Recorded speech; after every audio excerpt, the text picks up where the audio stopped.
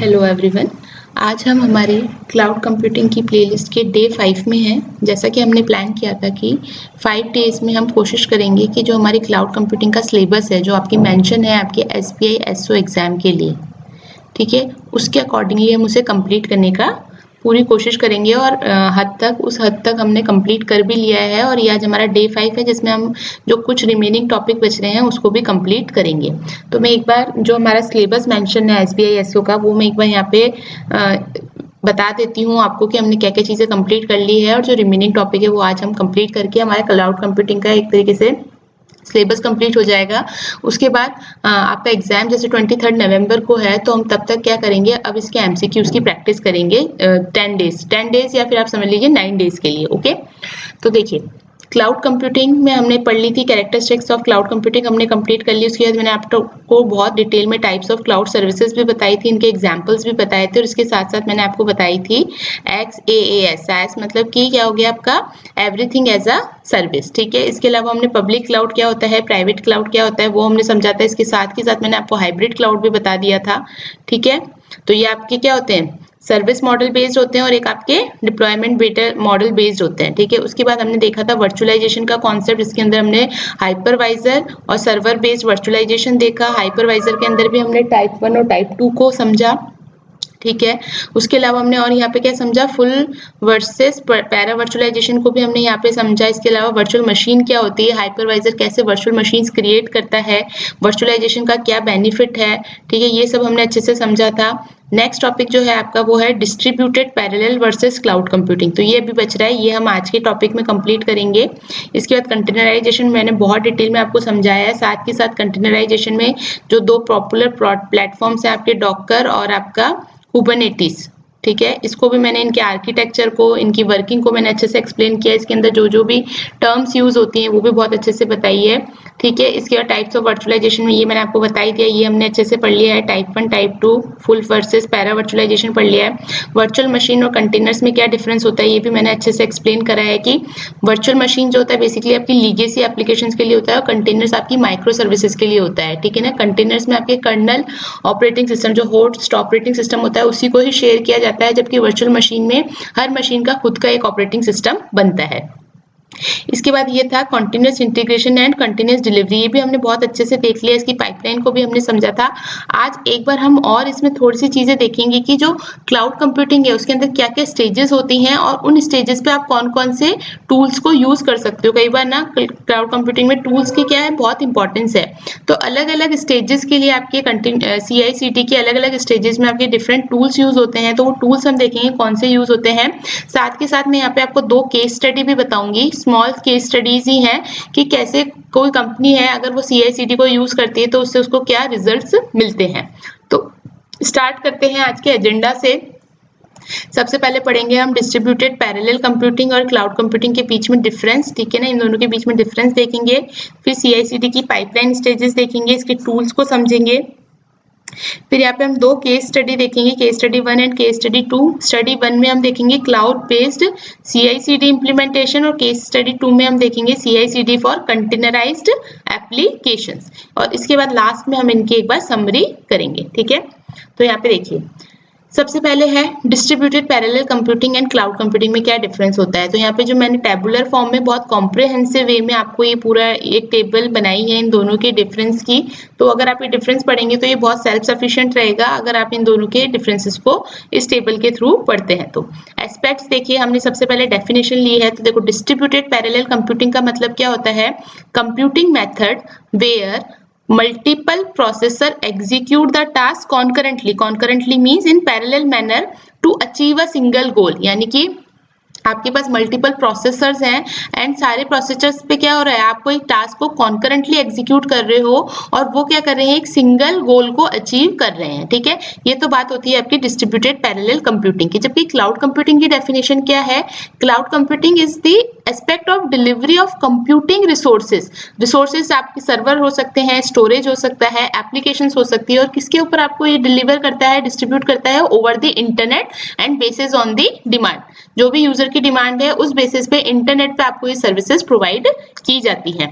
Architecture की अगर हम बात करें तो जो डिस्ट्रीब्यूटेड पैरेलल कंप्यूटिंग है इसके अंदर क्या होते हैं, आपके पास कंप्यूटर्स और प्रोसेसर्स के ना क्लस्टर्स बने होते हैं, और वो क्लस्टर्स जो होते हैं आपस में एक दूसरे से इंटरकनेक्टेड होते हैं, ताकि जो भी वो सिंगल कोड पे वर्क कर रहे हैं या जो भी वो कॉम्प्लेक्स टास्क है उसको पैरेलली उस पे काम किया जा सके, ठीक है। जबकि क्लाउड कंप्यूटिंग का आर्किटेक्चर क्या कहता है, जो भी वर्चुअलाइज्ड रिसोर्सेज हैं उनको आप यूटिलाइज करो, जो आपके जो डेटा सेंटर्स हैं वो आपके कैसे अवेलेबल होते हैं, डिस्ट्रीब्यूटेड मैनर में अवेलेबल होते हैं, और उनको आप कैसे एक्सेस कर सकते हो, इंटरनेट के थ्रू, ठीक है। तो क्लाउड कंप्यूटिंग के आर्किटेक्चर में बेसिकली आपके पास वर्चुअलाइज्ड रिसोर्सेज होते हैं जिनको यूटिलाइज किया जाता है, और डिस्ट्रीब्यूटेड डेटा सेंटर्स होते हैं जो कि एक्सेसिबल होते हैं वाया द इंटरनेट, ठीक है। नेक्स्ट है आपका पर्पस। पर्पस क्या है, देखो डिस्ट्रीब्यूटेड पैरेलल कंप्यूटिंग का पर्पस है कि जो भी लार्ज स्केल साइंटिफिक, इंजीनियरिंग या डेटा इंटेंसिव प्रॉब्लम्स जो होती हैं उनको पैरेलल प्रोसेसिंग के थ्रू सॉल्व करना, ताकि वो क्विकली मैनर में आपके कॉम्प्लेक्स टास्क को आप कॉन्करेंटली सब टास्क में डिवाइड करके उनको कॉन्करेंटली परफॉर्म करें, ताकि आप उन प्रॉब्लम्स को क्विकली सॉल्व कर सकें। जबकि क्लाउड कंप्यूटिंग का पर्पस क्या है, कोई भी अगर यूजर को कंप्यूटिंग रिसोर्सेज की या सर्विसेज की रिक्वायरमेंट है तो ऑन डिमांड बेसिस पे वो उसे प्रोवाइड की जा सके। अब अगर हम बात करें स्केलेबिलिटी की, तो देखो आपका स्केलेबल दोनों ही है, लेकिन हाईली स्केलेबल आपका क्या है, क्लाउड कंप्यूटिंग वाला।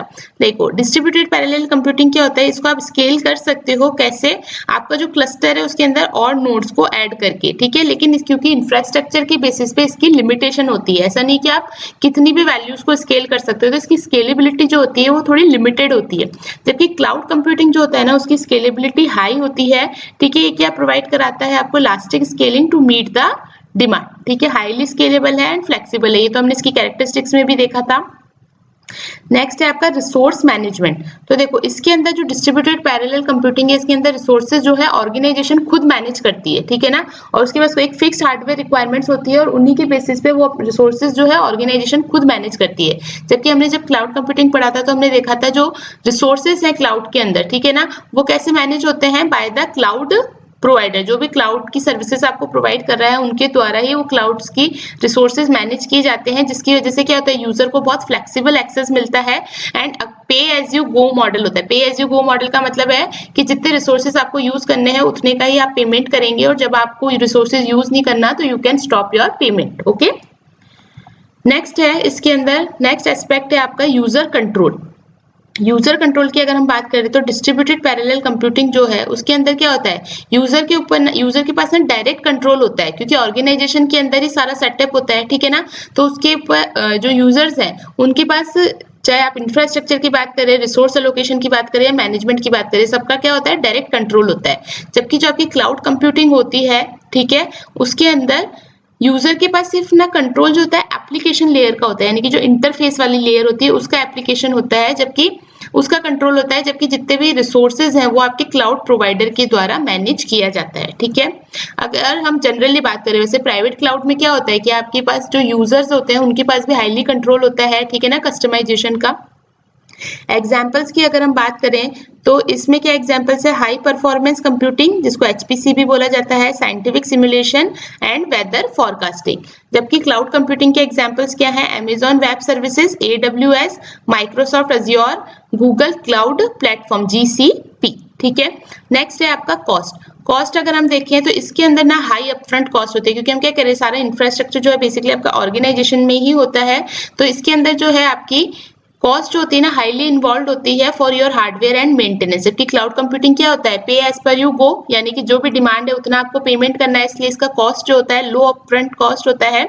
यूजर्स जो हैं वो किस बेसिस पे पे करते हैं, उनके यूसेज के बेसिस पे पे करते हैं, इसकी वजह से इसको क्या बनाता है, क्लाउड कंप्यूटिंग इसको बनाता है cost effective for varying the demands. Data storage की अगर हम बात करें तो जो डिस्ट्रीब्यूटेड पैरेलल कंप्यूटिंग है उसके अंदर डेटा स्टोरेज कैसा होता है, लोकल स्टोरेज होता है कंप्यूटिंग क्लस्टर्स के अंदर ही, ठीक है ना। जो आपके कंप्यूटिंग क्लस्टर्स आपने बनाए हैं, प्रोसेसर्स आपने बनाए हैं, तो उन्हीं के अंदर आपका लोकल स्टोरेज होता है, ठीक है। इसलिए आपके इंफ्रास्ट्रक्चर की बेसिस पे आपका डेटा एक्सेस भी क्या हो जाता है, यहाँ पे लिमिटेड हो जाता है। जबकि अगर क्लाउड कंप्यूटिंग की बात करें तो इसके अंदर डेटा कैसे स्टोर होता है, एक डिस्ट्रीब्यूटेड सर्वर में, क्योंकि डिस्ट्रीब्यूटेड डेटा सेंटर्स होते हैं और उन डेटा सेंटर्स पे आपका डेटा जो होता है वो स्टोर्ड होता है, इसलिए आप उसको कैसे एक्सेस कर सकते हो, via the internet in any devices. जो भी आपके ऑथराइज्ड डिवाइसेस है उनके थ्रू उनको एक्सेस किया जा सकता है। अगर हम बात करें रिलायबिलिटी एंड अवेलेबिलिटी की, तो इसके जो डिस्ट्रीब्यूटेड पैरेलल कंप्यूटिंग है इसके अंदर लोअर फॉल्ट टॉलरेंस है, ठीक है ना, फॉल्ट टॉलरेंस इसका लोअर है। ऑल्सो फॉर डेटा बैकअप, ठीक है ना, या डेटा की अवेलेबिलिटी के लिए इसको हाई रिडंडेंसी मेंटेन करनी पड़ती है और बैकअप भी रखना पड़ता है। जबकि इसके अंदर जो है आपको क्लाउड प्रोवाइडर्स जो है वो आपको हाई अवेलेबिलिटी कैसे प्रोवाइड करते हैं, क्योंकि क्लाउड सर्विसेज के अंदर बिल्ट इन रिडंडेंसी भी होती है और डिजास्टर रिकवरी ऑप्शन, ये मैंने आपको बताया था इसकी कैरेक्टरिस्टिक्स में कि इनके पास डिजास्टर रिकवरी ऑप्शन होता है जो कि अवेलेबल कराता है आपको डेटा का बैकअप। तो ये आपके थे distributed parallel computing versus cloud computing के बीच में डिफरेंस। अब जो नेक्स्ट पॉइंट है वो हम देखते हैं, जो हमने CI/CD पाइपलाइन पढ़ा था उसको हम एक बार वापस इसका ओवरव्यू ले लेते हैं ताकि हमें समझ में आ जाए कि कौन सी स्टेज पे हम कौन सा टूल यूज करेंगे। तो देखो स्टेजेस जो है CI/CD पाइपलाइन में हमने पढ़ी थी, क्या होती है, फर्स्ट होती है कोड, जिसके अंदर डेवलपर्स क्या करते हैं, अपने कोड को लिखते हैं, ठीक है ना, कोड को कमिट करते हैं किसके अंदर, कोई भी शेयर्ड रिपोजिटरी में जैसे कि गिट, ठीक है। इसके बाद क्या किया जाता है, बिल्ड किया जाता है परफॉर्म, जिसके अंदर कोड को कंपाइल किया जाता है और उसकी जितनी भी डिपेंडेंसीज है उनको रिजॉल्व किया जाता है। इसके बाद क्या होता है, आपका नेक्स्ट स्टेज होता है टेस्ट, जिसके ऊपर जो आपने कोड को कंपाइल किया है और जो डिपेंडेंसीज रिजॉल्व की है उसके बाद कोड के ऊपर क्या परफॉर्म की जाती है, टेस्टिंग परफॉर्म की जाती है, ऑटोमेटेड टेस्टिंग परफॉर्म की जाती है जिससे कोड की क्वालिटी को इंश्योर किया जा सके। अगर टेस्ट में आपका कोड जो है वो पास हो जाता है तब तो हम उसको आगे डिप्लॉय स्टेज में भेज देते हैं, और अगर टेस्ट में पास नहीं होता तो वापस डेवलपर के पास जाता है आपका कोड, ताकि डेवलपर उस कोड में चेंज कर सके। तो अभी हम अज्यूम करके चलते हैं कि अगर सपोज आपका कोड जो है ऑटोमेटेड टेस्टिंग को पास कर लेता है तो हम नेक्स्ट स्टेज में जाएंगे जो कि है डिप्लॉय स्टेज, जिसके अंदर आपकी जो वो एप्लीकेशन है वो डिप्लॉय हो जाएगी for the staging and production environment के अंदर, ठीक है ना। इसके बाद यहाँ पे मैंने एक चीज और आपको बताई थी, डिप्लॉयमेंट में भी प्रोडक्शन से पहले हम क्या करते हैं, एक प्रोडक्शन लाइक ऑफ एनवायरनमेंट के अंदर उसको डिप्लॉय करते हैं ताकि हम क्या कर सके, अर्ली स्टेज में बग्स को फाइंड कर सके और उनको रिजॉल्व कर सके, ताकि जब आप प्रोडक्शन करो यानी कि जब आपके एंड यूजर के पास में आपकी एप्लीकेशन जाए तो वहां पे आपके बग्स जो है वो आने की प्रोबेबिलिटी सबसे कम हो, ठीक है। और लास्ट स्टेज आपकी हो जाती है मॉनिटर, जिसके अंदर जो भी एप्लीकेशन आपने डिप्लॉय की है प्रोडक्शन एनवायरनमेंट में उसकी रियल टाइम मॉनिटरिंग होती है, जिससे कि वो क्या प्रोवाइड कराता है, फीडबैक प्रोवाइड कराता है फॉर परफॉर्मेंस एंड रिलायबिलिटी, ठीक है। तो यहाँ मैंने डायग्राम में भी बताया, देखो कमिट चेंज होगा, फिर ट्रिगर बिल्ड्स होंगे, फिर बिल्ड परफॉर्म होगा, बिल्ड के आउटकम को नोटिफाई करेंगे, उसके बाद उसके ऊपर ऑटोमेटेड टेस्ट रन करेंगे, टेस्ट के रिजल्ट्स को नोटिफाई करेंगे, अगर टेस्ट के रिजल्ट सक्सेसफुल होते हैं यानी कि सारे टेस्ट अगर पास होते हैं तो हम कहाँ जाएंगे, फिर we will deliver build to environment, जो भी प्रोडक्शन एनवायरनमेंट होगा, और उसके बाद लास्ट जो जाएगा आपका डिप्लॉयमेंट हो जाएगा, ओके। अब कौन कौन से टूल्स यूज होते हैं इसके लिए, तो देखो कोडिंग स्टेज के लिए यूज होते हैं आपके, मतलब पॉपुलर टूल्स है, इसके अलावा और भी टूल्स होंगे बट जो पॉपुलर टूल्स है वो मैंने यहाँ पे मेंशन किए हैं, कुछ यहाँ पर मेंशन किए टेबल के अंदर और कुछ मैंने यहाँ डायग्राम के अंदर भी मेंशन कर रखे हैं। तो इससे डायग्राम से भी आपको समझ में आ जाएगा कि कौन कौन से। एक्चुअली क्या होता है, जब आप किसी चीजों को विजुअली देखते हो ना तो वो चीजें ज्यादा आपको रिकॉग्नाइज रहती है, इसलिए मैंने कोशिश की कि बहुत ज्यादा पैराग्राफ में ना लिख के टेबुलर फॉर्म में या फिर डायग्रामेटिक फॉर्म में चीजों को समझाने की। तो देखो कोड के लिए क्या होगा, गिट हो गया, गिटहब हो गया, गिटलैब हो गया, ये कुछ पॉपुलर टूल्स है। यहाँ पे भी देखो कॉन्फ्लुएंस हो गया, जीरा हो गया, ठीक है ना, गिट हो गया। इनका पर्पस क्या है, कोड वर्जन कंट्रोल। बिल्ड के लिए जैसे जेनकिंस बहुत पॉपुलर है, ठीक है, उसके अलावा सर्कल CI है, ट्रैविस CI है, उसके अलावा और यहाँ पे आप देख सकते हो बिल्ड के लिए SBT है, मेविन है, ठीक है ना। इनका काम क्या होता है, ऑटोमेट्स द बिल्ड प्रोसेसेस, ठीक है। टेस्ट के लिए आप क्या यूज कर सकते हो, सेलेनियम जो इसकी बहुत बेस्ट टूल होता है आपका टेस्टिंग के लिए। उसके अलावा JUnit होता है, टेस्ट NG होता है, यहाँ पे देखिए सेलेनियम हो गया, JUnit हो गया, ये सब आपकी क्या हो जाएंगे, टेस्ट केसेस। तो ये किस लिए हेल्पफुल होते हैं, इनका पर्पस क्या है, for automates the testing. Next क्या है आपका डिप्लॉय। डिप्लॉय के लिए आप यूज कर सकते हो डॉकर, देखो कंटेनराइजेशन के अगर कॉन्सेप्ट को यूज करना है तो डॉकर हो गया। स्केलिंग के लिए कुबरनेटिस यूज कर सकते हो, एंसिबल यूज कर सकते हो। ये किस लिए यूज होते हैं, to automates the deployment to cloud और सर्वर, ओके। नेक्स्ट है आपका मॉनिटर रियल टाइम मॉनिटरिंग के लिए आप यूज कर सकते हो प्रोमेथियस, ग्राफिना, ELK स्टैक, ठीक है ना। ये किस लिए यूज होते हैं, इनका पर्पस क्या है, to monitors the application performance, ठीक है ना। यहाँ पे और देखो मैंने और अदर टूल्स भी मेंशन कर रखे हैं। तो ये टूल्स थोड़े से आपको पता होना चाहिए कि कौन सा टूल किसके लिए होता है, कई बार कुछ क्वेश्चंस में पूछ लिया जाता है। तो देखो ये पॉपुलर टूल्स जितने भी हैं वो मैंने यहाँ मेंशन कर दिए हैं, ठीक है। ठीक है, यहाँ पे ग्राफिकली भी और मेंशन किया, तो ये आप अपने PPT में पढ़ लेना, मैं जब आपको ये नोट शेयर कर दूंगी। अब देखो केस स्टडी 1 लिए, देखो केस स्टडी आपकी उसमें मेंशन नहीं है, बस केस स्टडी मैं इस पर्पज से ले रही हूँ, कई बार होता है ना कोई सिनेरियो दे दिया जाता है तो उस सिनेरियो के बेसिस पे आपको कंक्लूजन बताना होता है कि वो कंक्लूजन ट्रू है या फॉल्स है। तो इसलिए मैंने यहाँ 2 केस स्टडी ली है। बाकी हालांकि आपने अगर ये जो 5 हमने लेक्चर्स बनाए हैं क्लाउड कंप्यूटिंग के, इनको बहुत अच्छे से देखेंगे, अच्छे से पढ़ेंगे तो आपको आई एम श्योर कि अच्छे से समझ में आ जाएगा कि अगर कोई स्टेटमेंट या कंक्लूजन जैसा क्वेश्चन भी आता है तो आप इजीली क्लियर कर पाओगे। देखो क्वेश्चन क्या है, केस स्टडी क्या है। फर्स्ट केस स्टडी हम ले रहे हैं क्लाउड बेस्ड CI/CD इम्प्लीमेंटेशन के लिए। एक कंपनी है, एक टेक स्टार्टअप है जो कि क्या कर रहा है, डिप्लॉय करता है एप्लीकेशंस को किस पे, AWS पे, अमेजॉन वेब सर्विसेज पे। चैलेंज क्या है, इसकी जो रिलीज साइकिल्स है ना वो स्लो है और स्केलिंग में भी इसको प्रॉब्लम आ रहा है। ये चैलेंजेस है। एक कोई स्टार्टअप है जो कि अपने एप्लीकेशन को AWS पे डिप्लॉय करना चाहता है, बट उसको क्या क्या यहाँ पे चैलेंजेस अभी मिल रहे हैं। एक तो उसकी जो भी रिलीज साइकिल्स है ना एप्लीकेशन के, वो बहुत स्लो है और उसको स्केलिंग में भी इशू आ रहे हैं। ठीक है, तो वो क्या कर सकता है इन चीजों को सॉल्व, इन चैलेंजेस को रिजॉल्व करने के लिए सोल्यूशन आप क्या दे सकते हो उसको, कि एक तो वो गिटलैब CI को यूज करे अगर कंटिन्यूस इंटीग्रेशन, क्योंकि कंटिन्यूस इंटीग्रेशन से क्या होगा, डेवलपर्स कमिट को वहां पे शेयर्ड रिपोजिटरी में डालते जाएंगे और वहां पे ऑटोमेट बिल्ड होकर ऑटोमेट टेस्टिंग होती रहेगी, जिससे क्या होगा, रिलीज साइकिल जो होगी आपकी फास्ट हो जाएगी। ठीक है, नेक्स्ट स्केलिंग का इशू है तो उसके लिए आप क्या कर सकते हो, कंटेनराइजेशन का कॉन्सेप्ट लगा सकते हो। ठीक है ना, कंटेनराइजेशन का कॉन्सेप्ट तो किस लिए हो जाएगा, आपकी कंटेनर इमेजेस बना देगा ताकि क्या हो, एनवायरनमेंट से आपका जो आपकी एप्लीकेशन होगी वो किसी भी एनवायरनमेंट में रन कर पाएगी। ठीक है ना, ताकि उससे क्या होगा, पोर्टेबिलिटी इंक्रीज हो जाएगी आपके AWS एनवायरनमेंट में। और स्केलिंग के लिए आप क्या यूज करोगे, डॉकर्स के ऊपर आप यूज कर सकते हो कुबरनेटिस, जो कि क्या करेगा, स्केल करने के काम में आएगा। तो अगर आप ये सॉल्यूशंस अप्लाई करते हो इस कंपनी के लिए तो क्या आपको रिजल्ट्स मिलेंगे, आपका जो डिप्लॉयमेंट टाइम है वो कम हो जाएगा 40%। ठीक है, आपकी कोड क्वालिटी इंप्रूव हो जाएगी, क्योंकि आप क्या यूज कर रहे हो, CI/CD पाइपलाइन यूज कर रहे हो तो आपको ऑटोमेटेड टेस्टिंग की फैसिलिटी मिल जाएगी। इसके अलावा क्योंकि कुबरनेटिस यूज कर रहे हैं तो एप्लीकेशन जो है उसको आप इजीली स्केल अप भी कर सकते हो। अगर कोई पीक ट्रैफिक आता है तो इजीली स्केल अप किया जा सकता है। ठीक है, एक केस स्टडी और देखते हैं जिसके अंदर हम देखते हैं CI/CD pipeline for your containerised application. इसके अंदर सपोज एक रिटेल कंपनी है, रिटेल कंपनी का मतलब जो कि डायरेक्ट आपके कस्टमर्स को गुड्स और सर्विसेज सेल करती है विद अ स्मॉल क्वांटिटी। ठीक है, तो इसके अंदर क्या हो जाएगा, सपोज एक रिटेल कंपनी है जिसने CI/CD को अडॉप्ट किया है for the micro services. Micro services मैंने बताया है कि डायरेक्ट कस्टमर को ही सेल कर रही है, तो कस्टमर्स को ही सेल कर रही है तो एक स्मॉल क्वांटिटी में चीजों को सेल करती है। चैलेंजेस क्या हो सकते हैं, फ्रीक्वेंट सॉफ्टवेयर अपडेट्स, ठीक है ना, and maintaining up time during release. यानी जो भी ऐप है, जो भी उस रिटेल कंपनी के लिए एप्लीकेशन है, अगर कोई रिलीज उसके हो रहे हैं तो उस टाइम पे आप अपनी एप्लीकेशन को मेंटेन रखना है, यानी कि उसको डाउन नहीं होने देना। और उसके अलावा जितने भी अगर सॉफ्टवेयर अपडेट्स हो रहे हैं तो उनको फ्रीक्वेंटली मैनेज करना।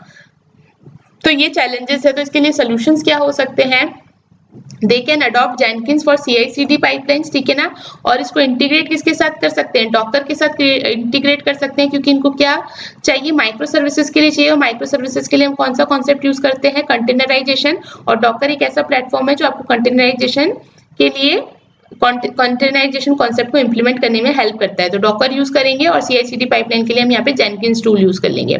इसके बाद इन माइक्रो सर्विसेज को हम क्या कर देंगे, कुबरनेटिस पे डिप्लॉय कर देंगे, ताकि अगर ट्रैफिक हाई होता है, ठीक है ना, या लोड बैलेंसिंग करनी है तो उसके लिए Kubernetes is a good platform.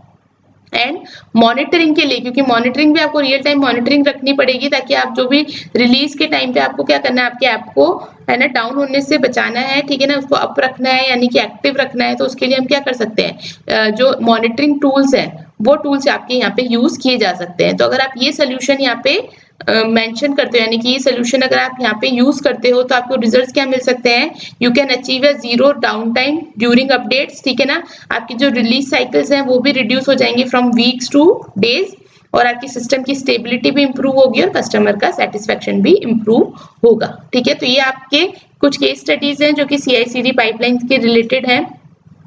अगर रियल वर्ल्ड एग्जांपल्स आप देखो CI/CD के सक्सेस का, तो फर्स्ट तो है अमेजॉन। अमेजॉन क्या करता है, CI/CD यूज करता है to support the frequent releases and global scaling के लिए। ठीक है, नेटफ्लिक्स किस लिए यूज करता है, वो क्या यूज करता है, माइक्रो सर्विसेज आर्किटेक्चर यूज करता है CI/CD के साथ, ताकि वो क्या इनेबल कर सके, efficient deployment and alpha beta testing. और Airbnb जो है आपके, वो क्या यूज करता है, CI/CD को किस लिए यूज करता है, to manage the containerised applications on cloud services. तो ये कुछ रियल वर्ल्ड एग्जांपल्स हैं। बेनिफिट देखो मैंने बहुत अच्छे से मेंशन कर दिए हैं, तो यहाँ पे मैं वापस से इस चीज को एक्सप्लेन नहीं करूंगी क्योंकि वो वापस एक तरीके से वेस्ट ऑफ टाइम होगा। मैंने पहले ही बता दिया था कि आपके क्या बेनिफिट्स होते हैं, तो ये आप खुद से पढ़ लीजिएगा नोट्स के अंदर। देखो अब अगर आपको CI/CD को क्लाउड में इम्प्लीमेंट करना है तो आपको क्या टिप्स यानी कि क्या चीजें ध्यान में होनी चाहिए कि एक तो जो भी टूल्स हैं वो आपको राइट मैनर में यूज करनी चाहिए अकॉर्डिंग टू योर रिक्वायरमेंट, या आपकी जो भी एप्लीकेशंस हैं उसके अकॉर्डिंगली आपको टूल्स को यूज करना है, ठीक है ना। ऑटोमेट टेस्टिंग को आपको मेंशन करना है यानी कि इंक्लूड करना है, ताकि क्या हो आपके टेस्ट रिजल्ट से ही आप पता कर पाओगे कि जो आपने कोड यहाँ पे कमिट किया है, जिस कोड को आप इंटीग्रेट करना चाहते हो वो कोड सही है या नहीं। इसके अलावा क्योंकि यहाँ पे क्या हो रहा है कंटिन्यूअस इंटीग्रेशन और डिप्लॉयमेंट हो रहा है, तो रियल टाइम मॉनिटरिंग का भी ध्यान रखना है, ठीक है ना। और रिसोर्सेज को स्केल करना है क्योंकि आपका ट्रैफिक इंक्रीज हो सकता है, तो उसके बेसिस पे आपका यहाँ पे क्या कर सकते हो आप Kubernetes type of orchestration tool use कर सकते हो जो कि आपकी स्केलिंग को ऑटोमेटिकली मैनेज कर सके, ठीक है। तो ये कुछ टिप्स हैं। और इसके अलावा बेस्ट प्रैक्टिसेस में अगर हम देखें कि CI/CD आपकी बेस्ट प्रैक्टिसेस कब मानी जाएगी, जब आपकी जो पाइपलाइन है ना CI/CD की वो सिंपल हो, ठीक है ना। कंटेनराइजेशन का कॉन्सेप्ट यूज हो ताकि आप स्केलिंग ईजी हो सके और एनवायरनमेंट पे डिपेंडेंसी कम हो किसी भी एप्लीकेशन को रन करने की, वर्जन कंट्रोल आप कर पाओ, ठीक है ना। क्योंकि यहाँ पे क्या कर रहे हो सारे डेवलपर्स क्या कर रहे हैं कोड को लिख रहे हैं और उसको कमिट कर रहे हैं शेयर्ड रिपोजिटरी में, एंड इसके साथ के साथ आपकी सिक्योर द पाइपलाइन, ये मींस क्या हो गया use the access controls and secure credentials to protect the CI/CD environments. ये बहुत इंपॉर्टेंट है क्योंकि पाइपलाइन को सिक्योर करना बहुत जरूरी है, ठीक है। तो ये बेस्ट प्रैक्टिसेस होती है, मानी जाती है आपकी CI/CD इम्प्लीमेंटेशन की। Okay, so that's it for this lecture, ठीक है। तो आज ये हमारा क्लाउड कंप्यूटिंग जो है उसका सिलेबस कंप्लीट हो गया है, जिसके अंदर हमने ये सारे जो भी टॉपिक्स आपके मेंशन थे इनको बहुत अच्छे से डिटेल में आपको पढ़ाया है। आई होप आपको ये प्लेलिस्ट अच्छी लगी होगी। अच्छी लगी है तो प्लीज एक लाइक कीजिएगा एंड वीडियो को ज्यादा से ज्यादा शेयर कीजिएगा। Thank you.